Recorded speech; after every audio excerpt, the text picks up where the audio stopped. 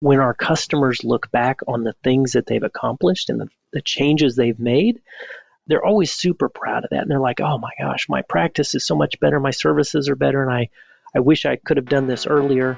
But getting through those is usually a difficult process.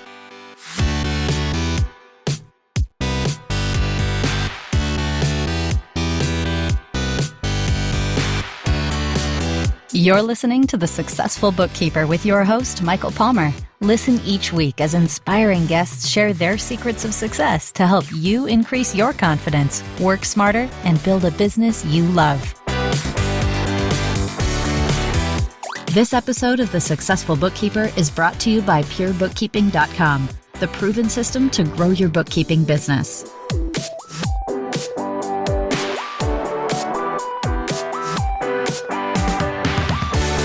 Welcome back to the Successful Bookkeeper Podcast. I am your host, Michael Palmer, and today's show is going to be a Successful Bookkeeper Spotlight interview, and it's going to be a fantastic one. Our guests both work for Intuit.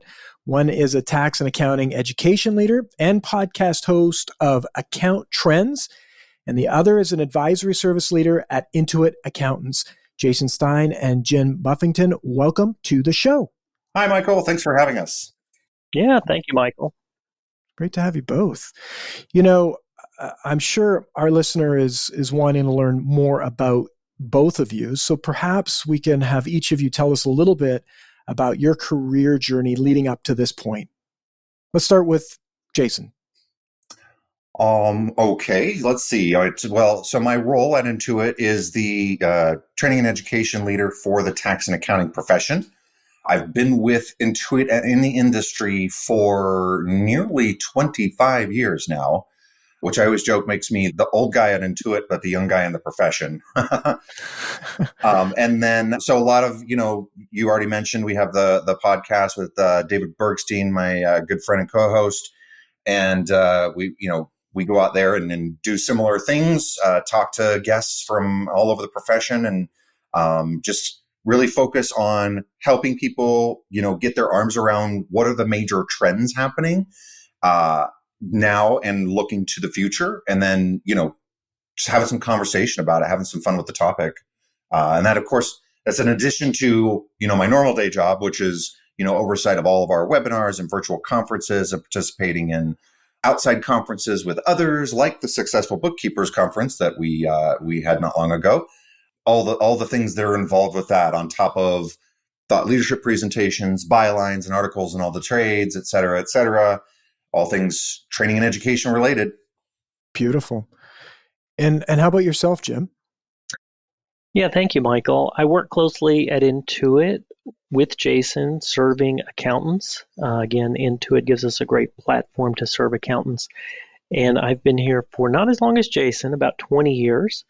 And here at Intuit, I lead advisory services, which means I spend a lot of time with accounting firms learning best practices about how they deliver advisory for their clients. And then I bring that back and share that with Intuit so that we can help improve our services and our offerings, as well as sharing that out with our profession to help them adopt those best practices and lead in their practices. I grew up in public accounting and spent the first dozen years of my career as a partner in an East Texas firm. So I've done oil and gas accounting and tax and audit and bookkeeping and all of the things that people do in public accounting for the first dozen years or so of my career. So accountants are definitely my people, and I love them. I love working with them. And my purpose in life is really to help the profession move from leading with compliance to leading with advisory services to really showcase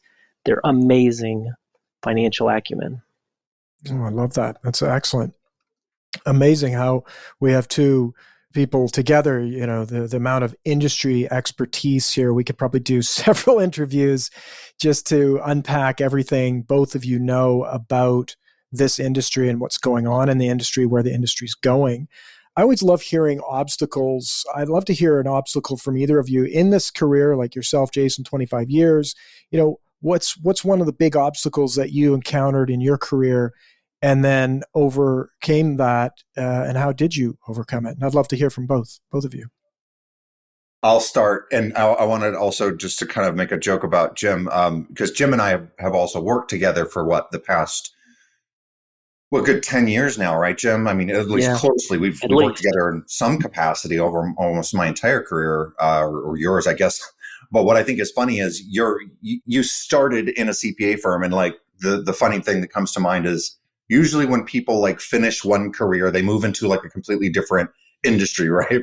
You started a second career within the same profession, but in a different capacity. But I think that brings tremendous value to the work that we do together, like these podcasts, where you've got this more of an inside perspective, where I've been more observant of firms from the outside because my entire career has been with Intuit, whereas yours, more like half. And so you have both sides of that coin, which I think is really cool. And it's funny, Mike, I was thinking about your question, biggest obstacles. I don't think I've overcome the biggest obstacle, which is the same one I've been doing almost my entire career, which is helping people in the profession. We used to use the word transform, but now, we just talk about implement advisory services. It's been like my career goal to help give people the education that enables them to do that. And I know Jim's really, really passionate about this work as well, but I think there's just still so much more work ahead to help folks with this. But I think we're making some really good strides right now that's propelling us a little faster into the future. Yeah, thanks, Jason. I think, when I think back over my career here at Intuit, I think our challenges, our obstacles have always been the same, and that is helping our tax and accounting professionals navigate through changes. They can be technology changes, industry changes with their client services. There are lots of changes that we all navigate through, but I think those are the big challenges. And when our customers look back on the things that they've accomplished and the changes they've made, they're always super proud of that. And they're like, oh my gosh, my practice is so much better. My services are better. And I wish I could have done this earlier. But getting through those is usually a difficult process. I think back to when we used to paper file tax returns, and when California mandated e-file, and I literally talked to tax professionals who were crying on the phone, angry at everybody and saying they would never e-file returns, digging in their heels. And then 6 months later, I talked to those same customers, and not one customer ever told me they were sorry they did it. They all said, oh my gosh, my practice is so much better. I should have done this a long time ago. And then, of course, now looking back, it's easy to say it's the right solution, and their services are so much more efficient. But we go through that with lots of things. I think the lesson is that change is enduring, which is part of why we need so much education, which is why Jason's department and role is so important in educating our tax and accounting professionals. And our professionals are great about continuing education. That is a hallmark of our profession: continuous learning and continuous updating of our services and our practice. So, I think there's so much opportunity in front of us as bookkeepers look at the cloud and automating more of that end-to-end workflow and plugging in ecosystem applications to help their business clients become even more effective. It's just there's so much opportunity in front of us, but those require change, and that's not always easy to navigate.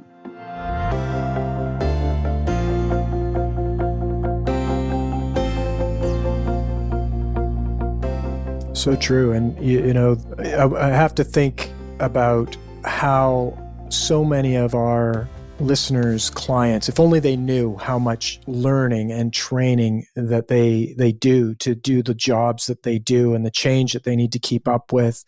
I mean, it's as you say, it's remarkable and so important, the work that the industry is doing to help educate our listeners on this industry. And on that, I mean, both of you have so much experience. You've been doing this for a while. Let's talk about the needs of accountants and bookkeepers. And from what you've seen, what are areas that both could use more assistance with, and why is that? You want to go first, Jason? Go for it, Jim. I think one of the areas that we struggle with is managing our teams and our staff. And this is such a great profession, but we are, in terms of the number of professionals, we're flat, and have been for many, many years, decades. And we see people come in and then they eject out to go other places. And we have such an opportunity to develop professional staff and help them grow in their careers to become tax and accounting professionals and help expand your business, or maybe they grow out and create their own. But I think that's an area that our accountants could improve in, and it's an area that there's a lot of resources available to help them. And again, I think at this inflection point where we're at, where so much more of the accounting, the bookkeeping, the transactional work is more automated, and we can focus more on differentiating our services with our advice, with our recommendations, with helping that business reach their goals. And that's far more powerful for the client than just doing the compliance work of bookkeeping and accounting and things. That's an area that the younger, early career folks, they want to make a difference in their career. They want to help businesses be successful. They want to be a part of something bigger than themselves. And so I think that's an area that today they can really make a difference by focusing more on developing teams. Mm. And how about yourself, Jasen? Yeah, I'm sitting here thinking, what am I going to talk about? Because there's like, it's all sort of this matrix. There's this interconnected set of things that we've got to be able to overcome as we move forward. There's a couple of major trends at play, sort of slightly kicked off by the pandemic, in that, when PPP loans were coming out, or the credits that people needed to take advantage of, who were they going to? They were calling their accounting professionals. They were calling their tax pros and their bookkeepers. And it became very apparent to everyone who has been in this profession that if you haven't been advising clients in this regard, it's time to start, because this is what they really need. You tell them all day long, call me before you make that major purchase and I'll advise you through it. And what happens? The client never calls. And then you find out about it at tax time, right? Or you find out about it once they bought it and you're punching in the transaction. So, getting and shifting specifically and intentionally around the business model, I think, is really, really important. And then there's challenges that keep our firms from doing that. And Jim called one of them out with staffing. And it roots even further back into just sort of the way we've been doing things for the last, several hundred years, if you will, before technology was even a thing. And it's all based around, the hourly billing model. And I remember sitting in a meeting with several partners in a large firm space, and they're asking, how do we increase billable hours, and how do we keep from burning out our teams? And it's like those things are in direct conflict with each other. And so I think that shift to the business model, that getting to the point where you can transition from, here's how we used to structure the work and charge for the work. That's the reward system, if you will. And I think we've got to start there and really get more creative and more strategic about how we structure our services and offer those to clients. And it's a slow transformation, right?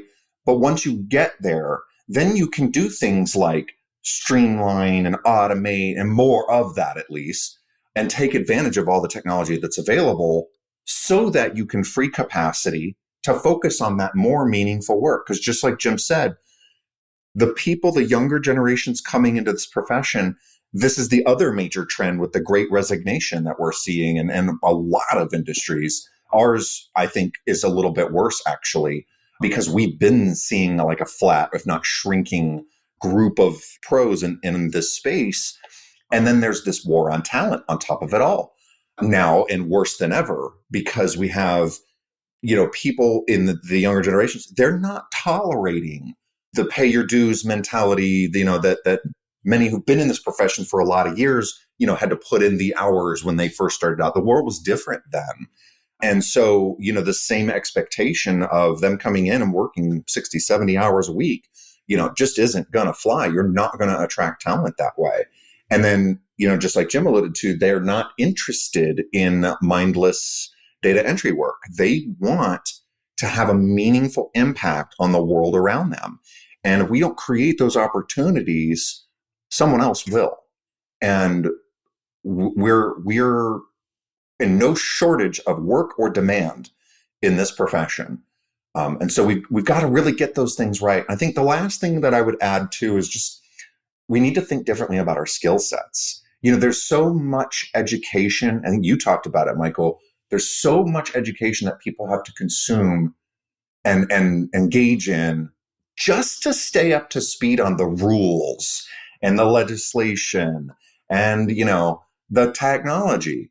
But then there's also this big element of making sure that you're getting education, like listening to podcasts like this, so that you're up to speed on what's happening out in the profession, and then take your skills to the next level to move beyond the work the way it's always been done and start learning how to be more effective at pricing and selling services, structuring advisory engagements with clients and seeing that through, and all the stuff that surrounds that. Because I think a lot of people feel like, I hear it a lot from firms, I don't feel like I'm qualified to be this person. This is the role that I've been playing in this profession. And the reality is you're absolutely qualified. You just need to kind of start getting your feet wet and get in there and start doing it, and then building the skills through education to help enable you. Those are some valuable things to be thinking about for our listener to be thinking about, just on the pricing, the advisory, what are they focusing on for the education and focusing their energies into. Do you have stories along your journeys where you've seen people really doing a great job of that? Jim, I know you've got some great stories. Yeah, I think it's a big bucket there. So a lot of it, all of it, begins with the mindset. And our traditional firms, accounting and in taxes, we focus on the technical work of doing tax returns, doing accounting, doing financial statements, doing books, all of those technical things. The problem with that is you'll never catch up and you will never get ahead, and you will constantly be focused on doing that work. What we've seen with some firms who really change their paradigm around, hey, I'm not focused as much on doing the technical work. I want to figure out what's important to my client. What are their goals? What's the key performance indicators for that business? What are the key goals that they want to reach? And I'm going to start there. And then we're going to start planning with that client to reach those goals. And what happens is, along the way, they're setting up more automation in order to take care of the transactional work, more taking care of a lot of there's no surprises. There's no last minute fire drills. They're not putting out fires at tax time or at payroll compliance reporting times or deadlines. Instead, they're way in front of it. And they're focused on having conversations about the future with their clients instead of having conversations about, I need this from you from 6 months ago. I need, to clean up these books from, last quarter. I need to catch up. They're not historical conversations. They're looking forward. And what happens is these leading firms, their books are done by the end of the quarter. I mean, literally within days. And by the end of the fiscal year, the first week of the next year, they're closing out books and they're moving on to the tax return. When I started to see this happen several years ago, and I had firms that we were working with, and they got all their business tax returns done before the first business deadline. It was amazing. And other firms couldn't believe it. Now, I look at firms that we're dealing with, they're finished with all their business returns in January, within a month after the end of the year. And their whole workflow is focused on looking forward instead of looking backwards. And it's a very different mindset, And so it changes everything. And by the way, they're working less hours and they're making more revenue, and they're not selling time as much. They're selling their expertise, and they feel more value. They feel like they're delivering more for their clients instead of feeling like they're just putting out fires and they're just underappreciated and working a lot of hours. It just changes so much about their practice.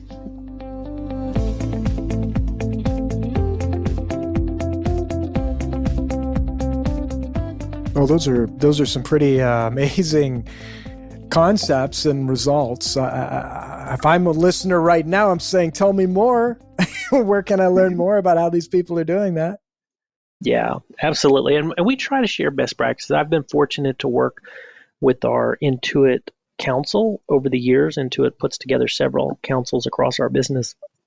Jasen also has been instrumental in helping lead and drive our councils. And so we learn a ton from our customers, and spending time in their office, learning from them, observing them. And so it's been a lot of fun. And again, I feel like I just get a front row seat and get to watch the wheel makers actually do their magic. And what's kind of cool, what I love about Intuit is we do put out products, and we are an application company, but products alone do not help you deliver better services. There's so much more that you have to have with that. You've got to have the right processes, the right communications to your clients. You've got to have the right best practices. You've got to be able to scale that to your staff and everything.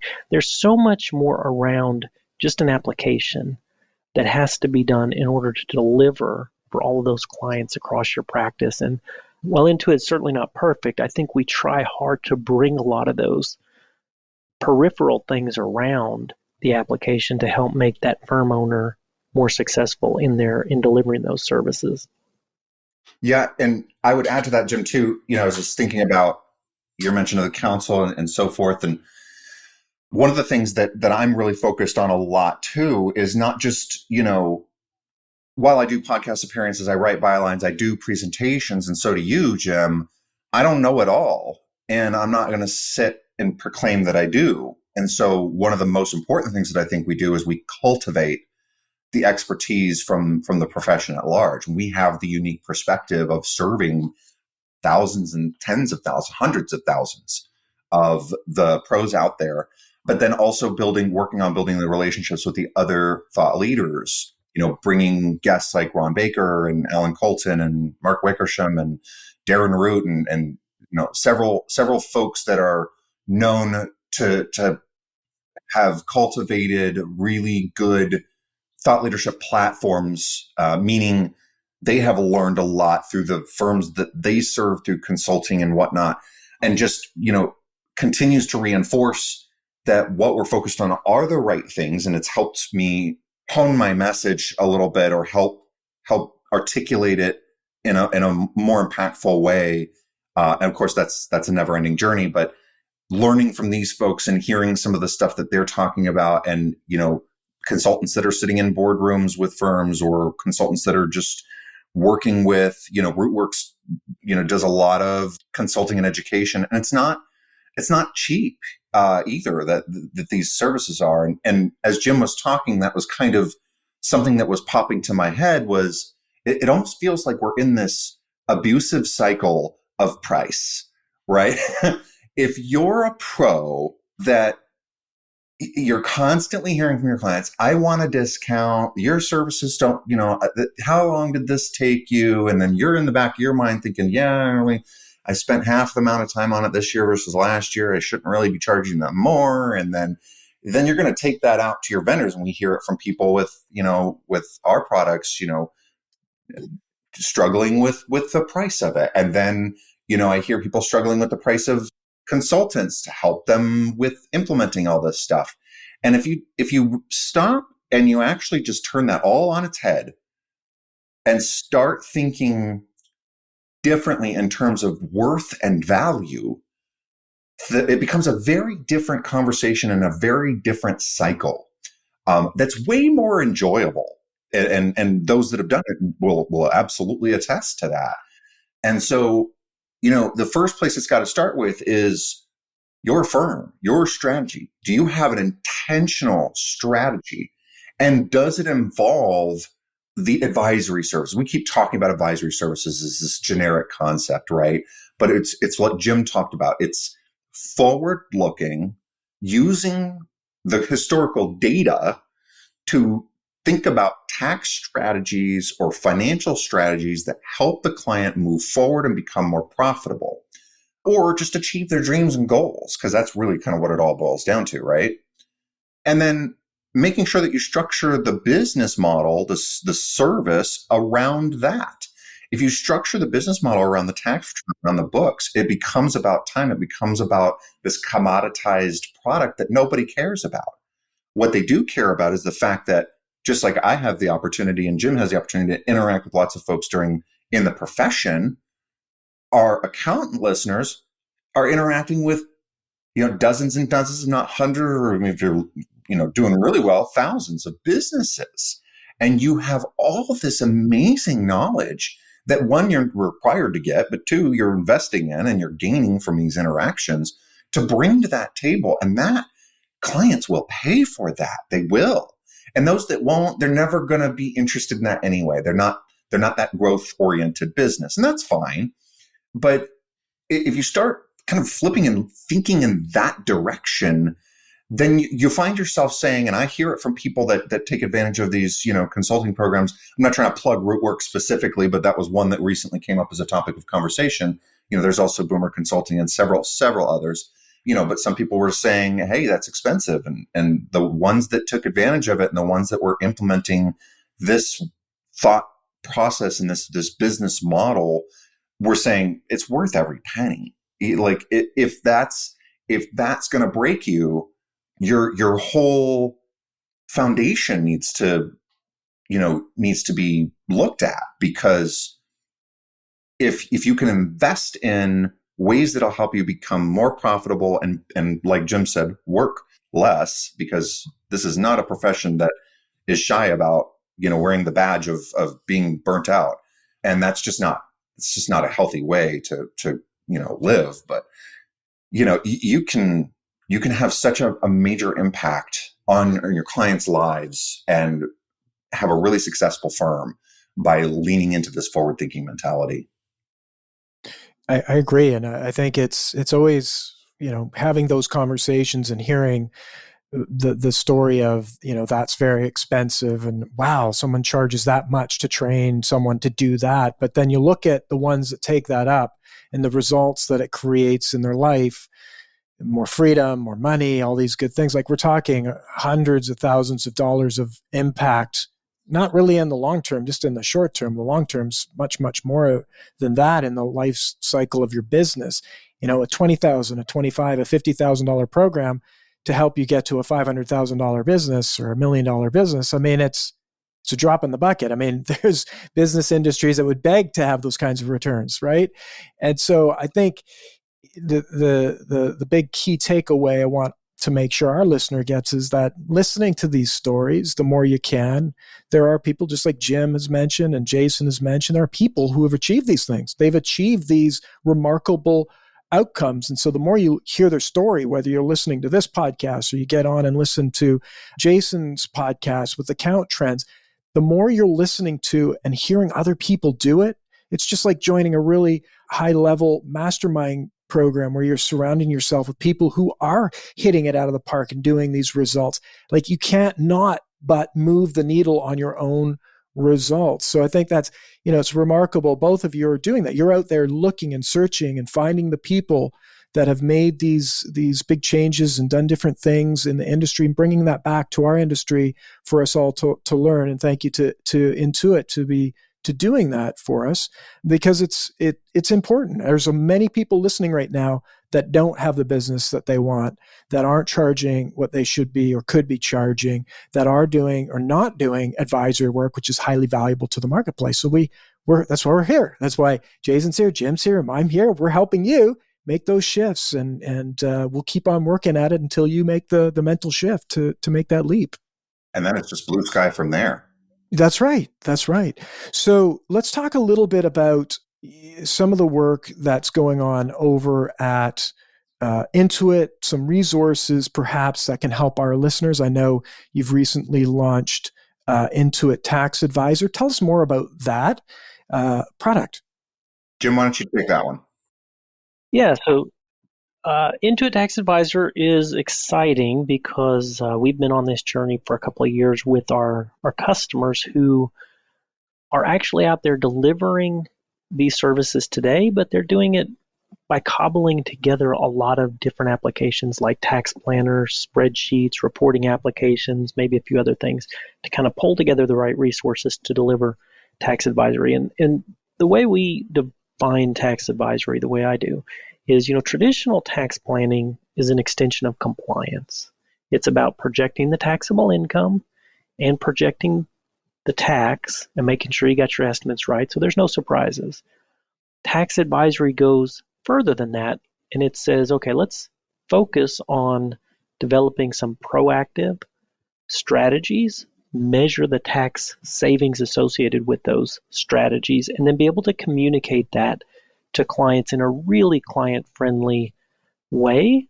I think our profession, our tax and accounting professionals, we're natural teachers anyway, but we try to overwhelm our customers, our clients, with too many reports that look way too columns of numbers and complex.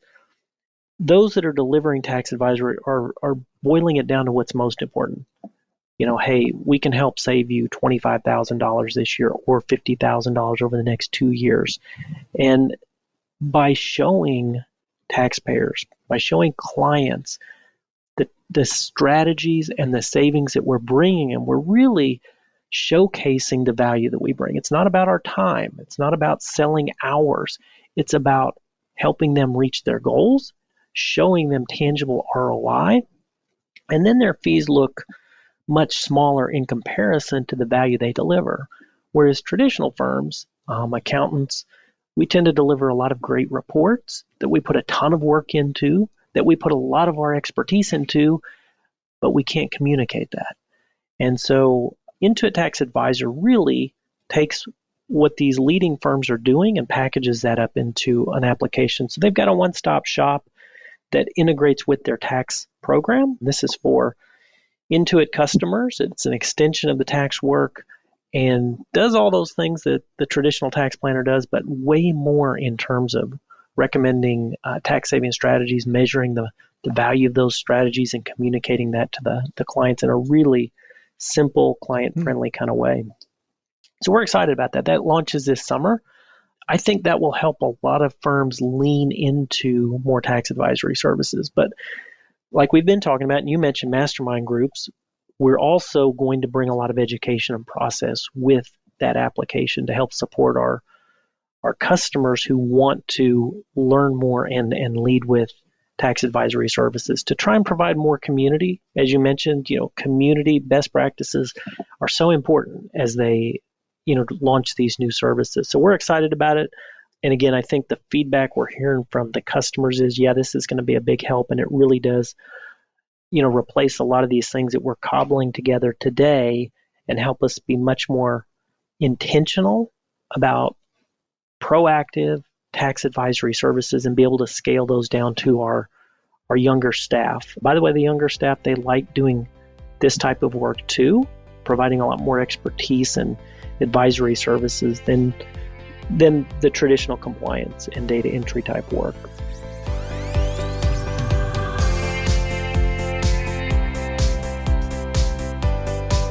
Exciting, very exciting, and the learning from others, getting the knowledge from the community. I mean, it's a big piece of what the both of you do is bringing thought leadership. Maybe let's talk a little bit about some of those opportunities that our listener would have access to learn from some of this thought leadership. I know there's a virtual event coming up that Intuit's putting on. Jason, perhaps you can tell us more about that. Yes. So the things that we're doing, in addition to what Jim talked about with building community resources and mastermind groups and creating educational experiences in sort of, a more organic, still structured, but organic fashion than we have our traditional webinars and virtual conferences that we've been doing for a number of years now and continue to grow with popularity, especially the virtual conferences. We have one coming up actually August 10th and 11th. Sorry, I almost forgot the dates. It's going to be really highly focused on tax advisory. And so we'll have, information about the Tax Advisor product that you can come learn about it. But we're also going to have, speakers come and talk about how to properly price these, services and get into some specific tax strategies that you can, start advising clients around and kind of all those things that Jim talked about that surround the business model involved in this and really just help people kind of get it off the ground and start running with it right away. And then our webinars, everything from soup to nuts. And one of the things I always tell people is when you purchase a product, don't try to fit that product into legacy workflows, especially when you're buying cloud technology. And so one of the things that's really important that we do as a technology, supplier is provide the training on how to properly use the products that we've created for you and how they're designed a little bit differently because we're focused on automating, right? The as much as we can, we want to automate, we want to surface data insights, we want to help people in this direction. This is our entire strategy when it comes to our products. And that's going to involve changes to the way that you work with the clients or the client's data, that if you don't learn how the product is designed to do those things more effectively, then you're going to find yourself just mad at the software. And that's what I see, time and again, when people have a frustration with, say, QuickBooks Online. I hear quite a bit of people that say, I don't like it. It doesn't work the same. No, it doesn't work the same. That's by design. But peel back and ask, well, have you taken advantage of the training? Oftentimes people who are the least satisfied with the product have not taken advantage of that training. And so I would implore everybody listening, I know you've got so much training to do as it is, and we do offer CPE. So, we can help you with that, the credits there, but please take advantage of our training, if not for anything, to understand how to take advantage of the full power that the products have to offer. Because if you just start trying to use it, lots of smart people in our profession, but it's not about how smart you are. It's about understanding how it's supposed to work. And once you get that, then you got to bring your processes and your technology together. And then you're going to be really hitting on all 8 cylinders with it. Seven habits of highly effective people. One of them is sharpen the saw. And a lot of people don't sharpen the saw enough when it comes to technology and the apps that they use. And it's also like, don't have 6 saws, have one. Pick the best saw, sharpen it real sharp and make it cut. And that's where you're going to get the gains in business. I totally agree with you. I've used software myself where it's like, I don't know half of what it can do. And so if I spend a little bit of time, the time savings that I get back, it's just like we talked with that investment in business.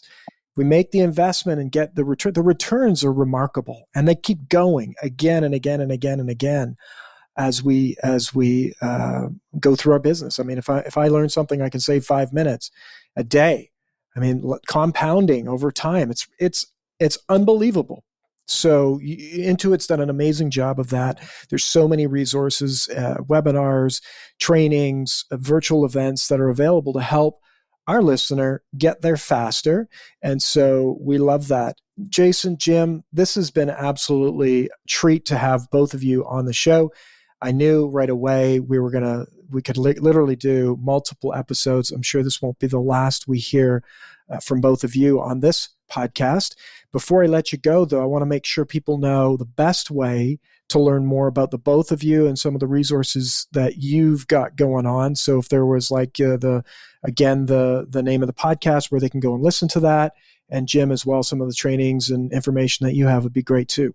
Yeah, absolutely. I'll let Jasen talk to the podcast, but I would point practitioners to our Tax Pro Center, where we put a lot of articles out there to help you think differently about delivering advisory services. So that's Intuit.com and our Tax Pro Center there. You can just Google that.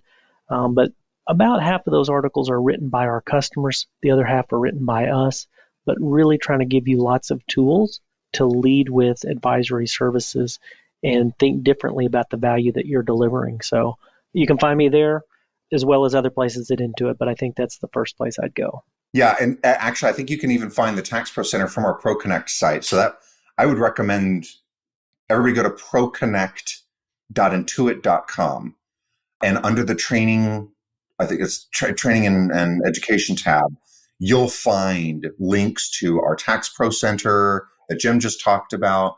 You'll find our webinars, both professional and our product training, because we do, sure, I talked a lot about the product training, but we also have a lot of professional training, that helps with skill building and things like that. And then you'll find our virtual conferences there and the podcast. And then the other thing that, I always encourage people to do is just connect with me on LinkedIn.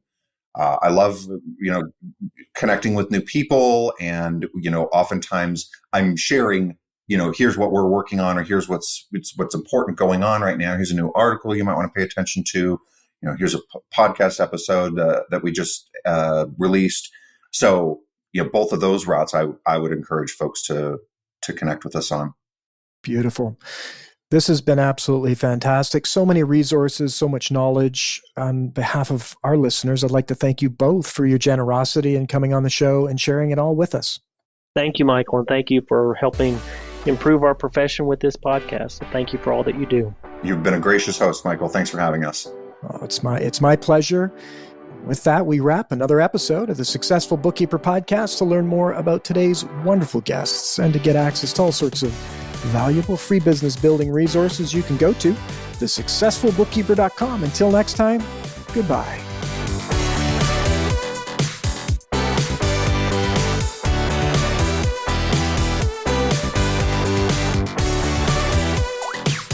You've been listening to The Successful Bookkeeper with Michael Palmer. For more information and to download the resources mentioned in this episode, please visit us at thesuccessfulbookkeeper.com. Thank you for listening.